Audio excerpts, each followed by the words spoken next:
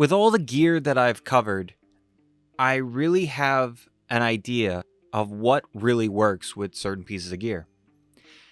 And in this situation, between the two of them, they would make a damn good microphone.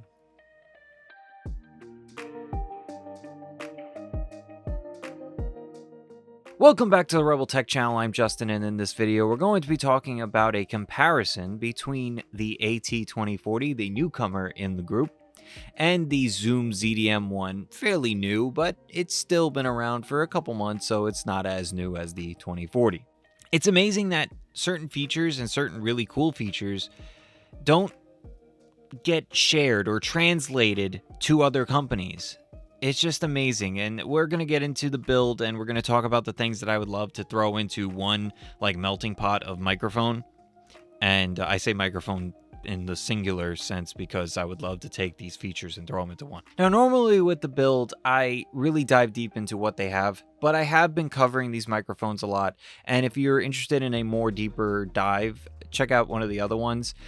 This one here, the ZDM-1, the grill is the only thing good about the build. To be completely honest, it's very poorly built, and it needs a shock mount, which I have right here. The AT2040, built incredible. It really is one of those things that shows that a microphone company knows how to make a microphone. No offense to Zoom, but they're not a microphone company. They have maybe one or two out, and maybe three. So, as far as microphones are concerned with Zoom, it's not their thing. They're recorders, they're audio equipment as far as like processing and things like that. That's no offense to them. They're maybe in their infancy of building their microphone branch. I don't know. Maybe they are. So the one thing that I will point out, and it's because I would put it into my list of things that I would make a Megazord out of microphones, the bushing and the enforcement on the diaphragm for the AT2040 is incredible. Very cool design, very well made. Probably not the first one to do it, but it's very cool. And the fact that the body is incredible. Audio-Technica is known for having very sturdy equipment, great bodies, and it's just something that every microphone company should look to do. Now, of course, Rode, sure, they do make great bodies for microphones. And Zoom, if you are watching this, which I highly doubt, but if you are, take some pointers from those other companies, because this is rough. Now, to finish up with the builds, let's just tap the microphones and the surrounding area to see how the noise is with it.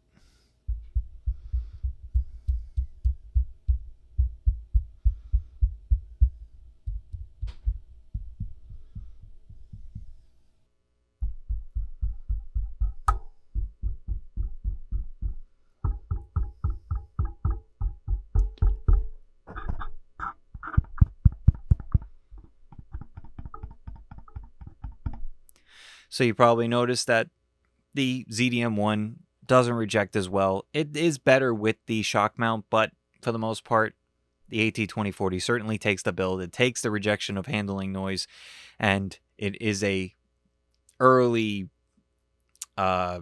leader in this comparison because, I don't know, I know I sound discouraged, but it's just this microphone really pisses me off because it has so much potential to be so much more, and the lack of research and lack of attention to detail really bugs me, especially with something like this that has so much potential to be so much better. So next up, we're going to get into some techie talk and really talk about what's inside, how these things work, and I will leave you with the full list of specifications for each of these, and then we will talk about the ones that stand out and the ones that are really the differences between the two of these.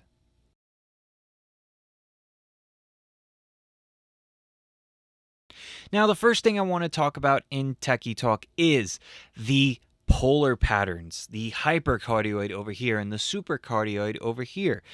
I haven't really had a chance to use microphones of the same stature, meaning dynamic microphones, and especially the same budget. So roughly the same budget. It's really cool that I finally get to cover two microphones within the hypercardioid and the supercardioid, because it's one of those things that it's very unique for this type of microphone. So let's go around a little bit. So on the AT2040, go a little bit further away for that hypercardioid polar pattern. I'm in that sweet spot roughly now. And then as I move forward, you're going to hear me a little bit more, and it gets a little louder, obviously. Now let's start off with the ZDM-1 now, and with the supercardioid as opposed to the hyper. We're going to move around to the side, moving closer to 90 degrees right now, and then to the sweet spot right about here, moving back in front where it's heard. Sensitivity is pretty much the same at -53 and -54, and of course, now, lastly, in Techy talk, the frequency response. We have a frequency response of 80 hertz to 16 kilohertz and a frequency response of 50 hertz to 18 kilohertz. Now, as far as that's concerned, this one takes the cake because of the fact that they really cut this thing off a lot. And it's one of those things that it's just a little off when you listen to it. It's just it feels like it's just missing a little bit. Not too much, missing a little bit. And for this one here, you need the pop filter to compensate for that high end. To dive a little bit deeper, let's talk about the frequency response curve. So starting off with the lows on the frequency response, we have the AT2040 that basically decided that it didn't want to have anything lower than 80 hertz. The low end certainly is cut off way too much, and it'd be nice for it to have a low cutoff like its older brother, the BP something 40 or something like that. That has a low cutoff on there, and I'm not a big fan of that one because I don't really like the tone. But this one here, I wish they would have just had the low cutoff instead of just cutting it off without any questions. They didn't even ask us. They just cut it off. Now, on the ZDM-1 side, obviously it starts at 50, but you could see in the frequency response that it's still from 20 to 20, but they say from 50. It's not terrible. This is probably the most I would cut it if I was to naturally cut something, or even with a shelf on a low cutoff. It's at that point where you start to lose things past it, as you see in the ZDM-1. So when it comes to the lows, the ZDM-1 certainly takes the cake. Let's move on to the mids, which is pretty simple because they're both pretty flat. 2040 has a bit of a scoop in there. Scoop out some of that muddiness depending on your voice, depending on the source. It will be a person-to-person thing or a source-to-source thing of how significant it is. Now for the fun part. I'll keep it simple for you. ZDM-1, very boosted, nice curve and arc, but needs this pop filter to compensate for it. It's a little much. On the 2040 side, we have a rise from roughly about like 800 going up to about 3.5K, moving down as it moves into the high highs and bumps here and there, but for the most part starts to taper off and be gone. This one's a tough one because I really like the high end on the 2040 naturally on the curve. And I will give the highs to the AT2040. And I gave the mids to the ZDM-1 because they're flat as a pancake. I will give the highs to the 2040 because I feel that it was a bit lazy on the ZDM-1 side.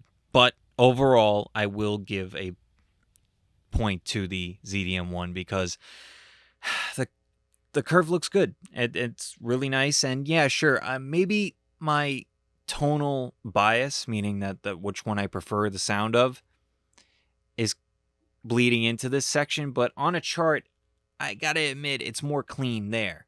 And clean doesn't necessarily mean good, but in this case, I do feel that clean is good.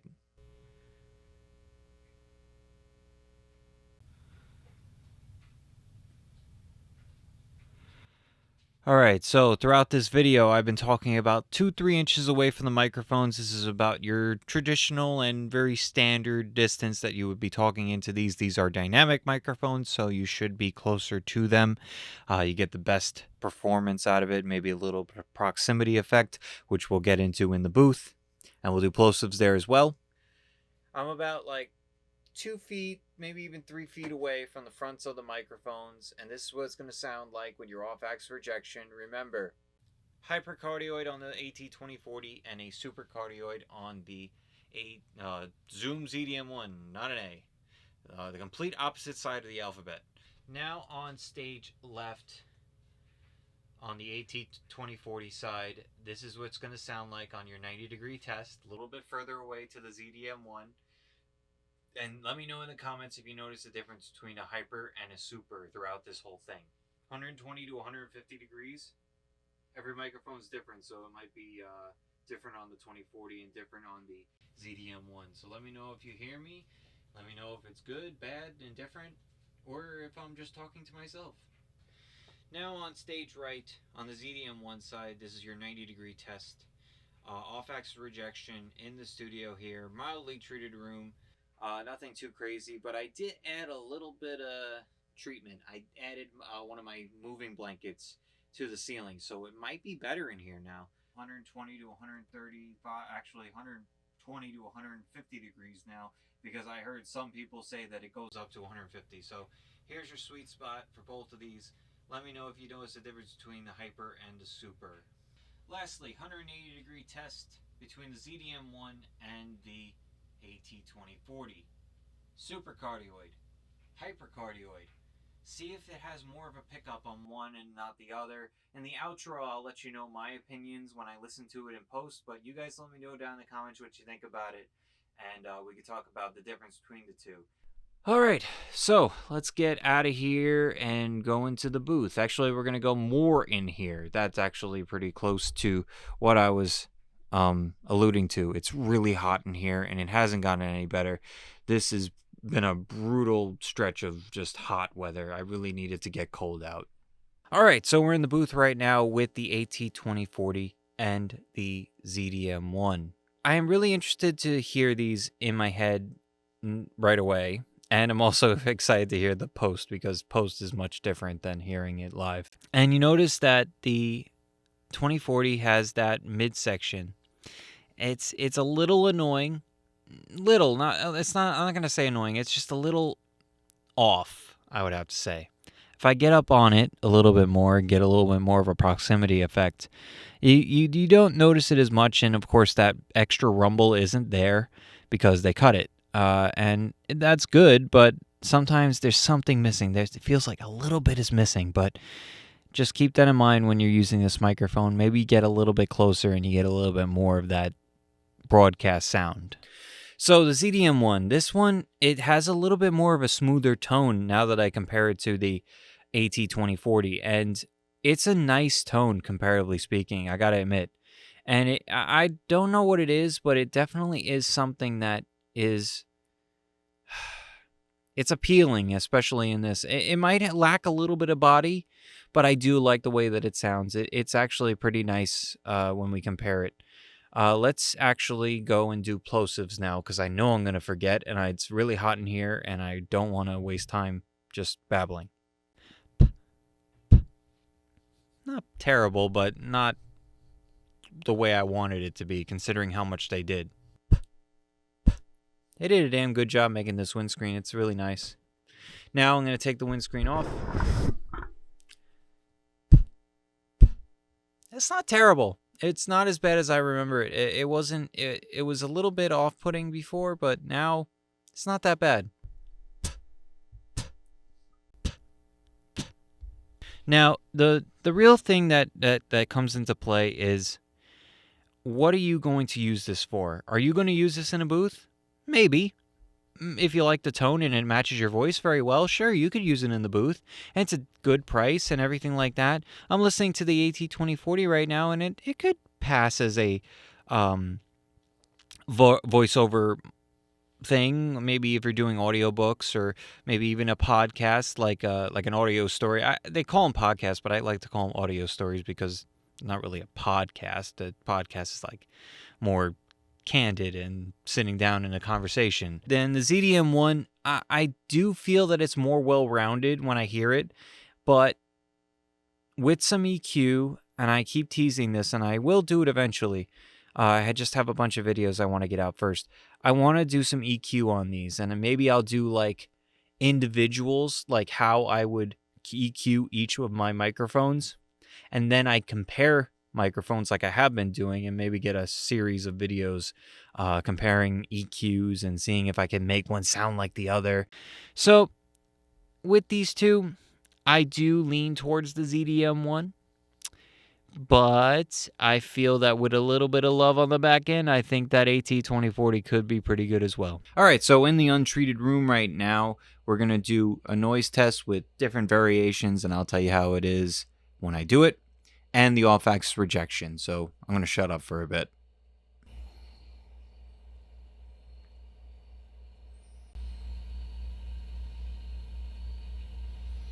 Now, some things that you may have heard is a air conditioner going on downstairs. Nothing I could do about that. And some crickets outside as well. Some things that you may have to deal with, and some things that just are out of your control. And these are very good microphones for rejecting outside noise, and you will pick up some of it. I mean, you got to try to play around with the angles in which that you put your microphone in relation to noises around you. Let's put the fan on and see how they react to it.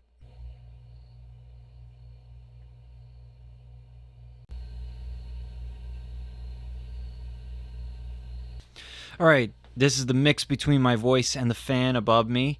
And if you have a ceiling fan, this could be a situation that you have to deal with. And make sure that you angle your microphone properly if you do have a noise like a ceiling fan.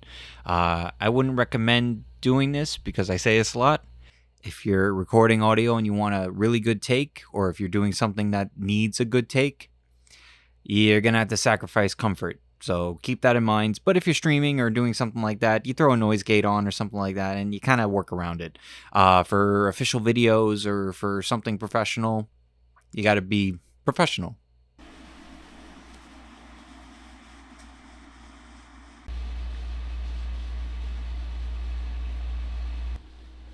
All right, so I angled these microphones in a way that they're kind of roughly angling that sweet spot to the air conditioner. So the air conditioners are roughly about, I don't know, 3 feet away, and they're roughly in the sweet spot. I'm trying my best, the best I can do.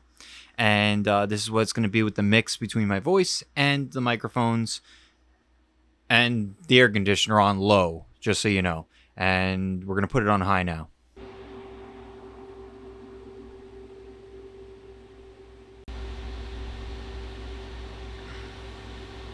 Now the air conditioner is on high, and the mix between my voice and the air conditioner, I tend to speak a little bit louder when I have the air conditioner on high. I guess mentally I'm compensating, but it's an interesting thing. I noticed when I was editing a couple of videos, and I noticed that I speak a little bit louder, and now I'm self-conscious about it now. So while I've been in here, I've been talking about 2-3 inches away from the microphones, and we're going to back up a bit to see how it sounds at a distance. Now I'm about 2 feet away. This is going to be the distance test for these microphones. And it's not necessarily a untreated room. I mean, it is untreated, but there is stuff in there. So stuff technically is a treatment, like putting things on the walls that are soft, or putting shelves up, and just a bunch of stuff so that the sounds don't reflect back and reverberate. All right, 90-degree test on the ZDM-1 side, stage right. And this is going to be the off-axis rejection in the untreated room. That side of the room that I'm looking at has a window, or 2 windows, and a couple of flat walls, so maybe you notice some differences in reflections when we go around.